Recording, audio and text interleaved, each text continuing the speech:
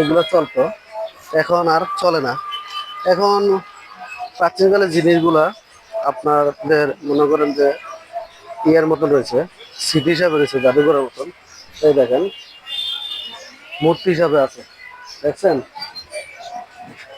এখন আর এই ইঞ্জিনগুলো চলে না সচরাচর।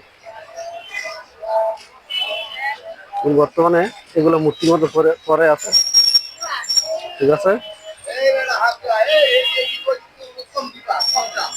হ্যাঁ, দেখছেন এখানে অনেক মানুষজন বসে আছে,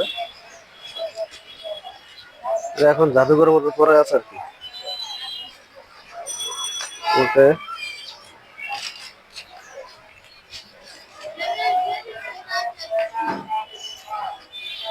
এই যে ঢাকা কমলাপুর রেল স্টেশনের পাশে।